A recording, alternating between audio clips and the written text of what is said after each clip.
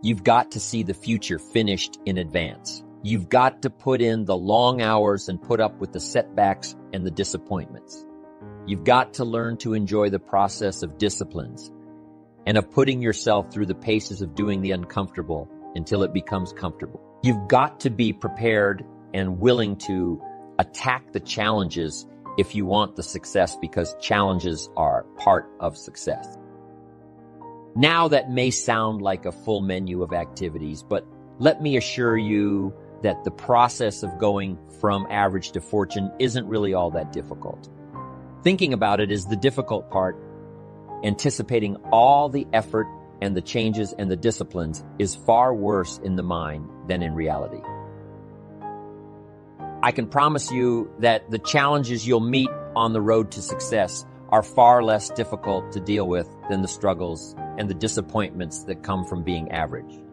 Confronting and overcoming challenges is an exhilarating experience. The key to development is to be all that you can possibly be. I don't know what your talents are. I don't know what your skills are, but here's what I probably am right on. That you're behind on an accelerated effort toward your full development. I would suggest that. Now, for some of you, I know that's probably really not true. But even as I look at my own life, because, I'm tempted to procrastinate just like everybody else. I should have written 30 books by now. I've only written 4 or 5. I should have done a lot of things, but I haven't. I got distracted, and all of us, have these challenges. But what could I become? What could I become? I had one of my dearest friends. I've lost him. He died at age 53. One day, and he drank a little too much.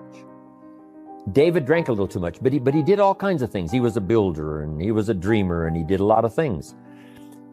But his drinking sort of kept him in a fog for like years and years. About 6 years ago, he was sitting at the yacht club, and he was in a fog, and suddenly it occurred to him, I wonder what I could have accomplished all these years if I hadn't have been in this sort of foggy state. And he said that did it. And the last 6 years before he died, he was free. And he accomplished some incredible things that last 6 years. Being all that you can be, and not let habits drag you down. Not let things, sidetrack you from the full development of what you have the capable of being. What all could your heart encompass if you really had the chance and you really had the disciplines and really got to it? What could you really become? What could you earn? How healthy could you really be? How many books could you write? How many poems could you write? So here's what I would ask of you. If you feel that you're a little bit stalled, wherever you are in your progress, I'm asking you to correct that. I'm asking you to see if you can't possibly be on a more accelerated track toward your possibilities and your full development. Here's what life is all about. To become all that we can possibly be. The full development of all of your potential, that's number one. Number two is the wise use of all of your resources. That's what life is all about. Full development.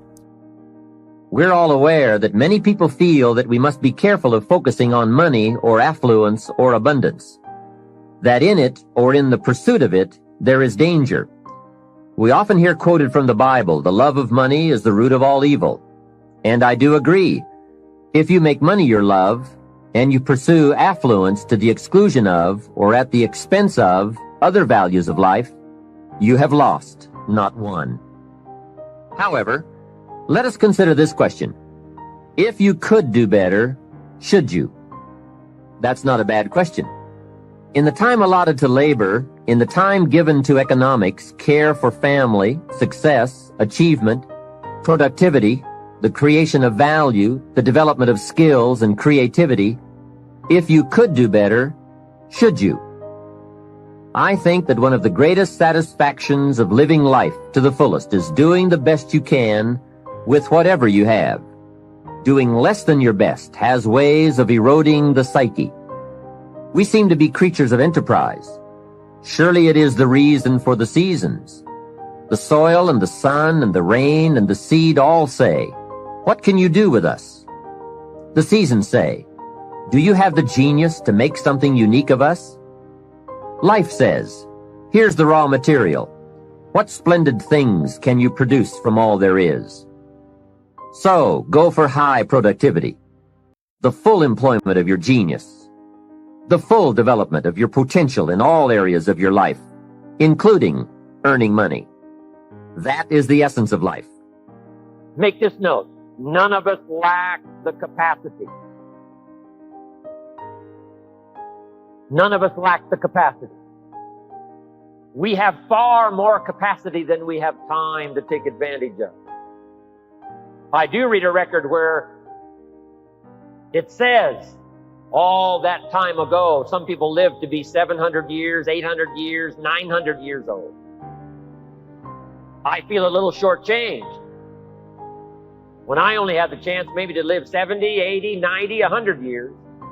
When all that time ago, the record says, some lived to be 700, 800, 900 years.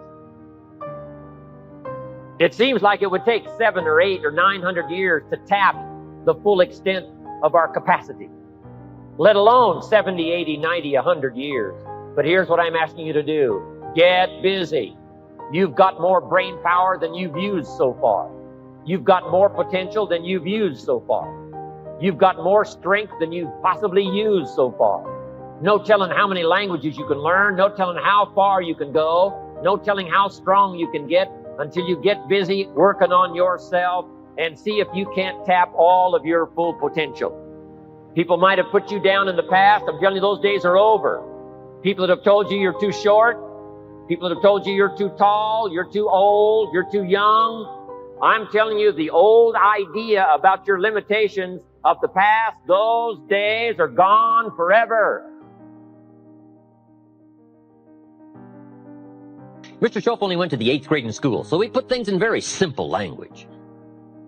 He said, Mr. Rohn, if you're 25 years old and you're an American male and you've been to high school and 1 year of college and you're not at least a third of your way towards your fortune, he said, isn't something wrong? Now, see, I'd never looked at it like that before. As being wrong, he said, something's wrong. And he said, there's nothing wrong with the country and nothing wrong with the companies and there's nothing wrong with the banks and the money, but there's something wrong with your plan. There's nothing wrong with you, but there's something wrong with your thinking, something wrong with your plan. You bought the wrong story. You bought the wrong formula. And it's easy to wind up a nice person and broke. It's easy to wind up sincere and poor. I'm telling you, you can be sincere and poor, and you can work hard and be poor if you buy the wrong formula, buy the wrong plan. You didn't add up the percentages. You never took out the calculator. You never counted the cost, as an ancient phrase says. Now, see, that kind of blunt, straight language really helped to uncover where my problem lay. Let me give you one of the most clear formulas he gave me that helped to change my life. We deal in what we call basics in one of my lectures. Basics, fundamentals. And there's just a few fundamentals. And there aren't any new fundamentals. You got to beware of somebody who says, I got a new fundamentals. And no, fundamentals are old. Here's one of the greatest of basics and fundamentals. It comes from an ancient Bible phrase. Here's what it says. Whatever you sow, you will reap. We call it simply the law of sowing and reaping. Right? Simply put, the law of sowing and reaping. Now then, Mr. Schoaf said to me, Mr. Rohn, there's another way to quote this law that may very well help to discover where the problem lies. I said, okay, I'm ready. Here's what he said. It's also quoted like this. Whatever you reap is what you've sown. I thought, wow, I never thought about that. Now there went my list of all the things I blame for my current circumstances. If you don't like the crop, who do you look up? Answer, whoever planted it. And where do you find who planted your crop? Answer, in the mirror. That's where you go come fall, come harvest time. You go to the mirror, and if necessary, you say, a few skinny carrots? I got to be unimpressed. Where were you last spring? Asleep. Didn't you read the books? Did you break your hoe? This is talking straight. This is telling it like it is. I asked the question last night, am I reading enough books or am I not? If I engage in my current financial practices, will it take me toward the fortune I would wish for in the next 10 years or will it not? If I keep up my current health practices, Will I have the vitality and the health and the vigor to do all the things I want to do 5 years from now? Will I or won't I? Are my current practices taking me where I would really like to go, or have I been kidding myself for quite some time? I had a day just before I met Mr. Shove called Do Not Kid Myself Anymore Day. Here's where I am after 25 years. Here's what I've got. There's no use Mickey Mousing with the numbers. There's no use trying to stretch it. There's no use trying to excuse it. There's no use trying to paint it some phony color. Let's tell it like it is. Because it's the truth that starts the freedom mechanism working. It's the truth that starts to relieve the mind of all the guilt and all the excuses and get right down to where it is. When I finally discovered that the government wasn't my problem, and that prices weren't my problem, and that it wasn't the company, and it wasn't company policy, and it wasn't my negative relatives, and it wasn't the weather, and it wasn't the economy, and it wasn't the community, when I finally discovered it was me, we call that trauma.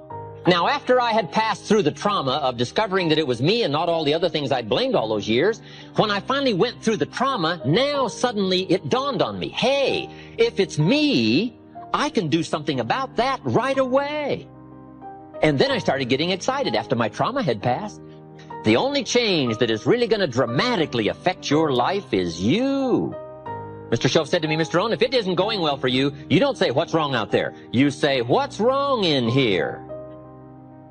There's a Black Heritage spiritual that says, it's not my mother nor my father. It's not my brother nor my sister. It's me. What a revelation.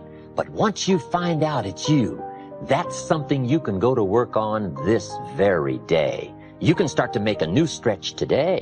You can start reading some new books today. You can sign up for some new classes today. You can start engaging in constructive thinking today. You can make some life-changing decisions today. See, you don't ever have to be the same again after this evening, only by choice. Now, this is called dealing in straight talk. See, I used to blame everything outside. And then let me give you a little philosophy that helped turn my life around. For your notes, here it is. It's not what happens that determines the quality or the quantity of your life. It's not what happens. And the reason is because what happens to about everybody. No different. The sun went down on all of us last night. A common event, a happening. And I found out that the same things can happen to two different people. One gets rich and one stays poor. Why is that? It's because it's not what happens, but rather it's what you do that changes everything. So that's a key phrase. It's not what happens, it's what you do. What happens is about the same. You might put that in parentheses here. Same. What people do, that's what's different. Somebody says, yeah, but you don't understand the disappointments I've had. Come on. Everybody's had their share. Disappointments are not special gifts reserved for the poor. Everybody has them. The difference is what you do about it. So here's one of the key questions of the evening. Starting tomorrow, what are you going to do that'll make a change in your life's direction? Good question. What are you going to do starting tomorrow that'll make a difference? Now see, if you don't do something starting tomorrow that'll make a difference, guess what? It's gonna be the same. And see, that way you can guess what the next 5 years are going to be like. Look at the last 5. Because the next 5 are going to be like the last 5 unless you, major key, tomorrow, change it all. Or change a little, or change something, or don't change. It's choice time. You can do whatever you want. But it's nice to know any day you wish you can change your whole life. What can you do starting tomorrow that'll make a difference? Good question. What can you do with economic chaos, massive disappointment? What can you do with a broken heart? What can you do when it won't work? Good question. So if I had a word with you tonight, one-on-one, just you and me, I think my personal advice to you would be, this year, 1981, reach down inside of you and come up with some more of those remarkable human gifts. They're there, waiting to be utilized. And then change anything for you you want to change. And I challenge you to do that because you can change. If you don't like how it is for you, change it. If it doesn't suit you, change it. If it doesn't please you, change it. If it isn't enough, change it. And I challenge you to do that because you can change. See, you don't ever have to be the same again after tonight, only by choice.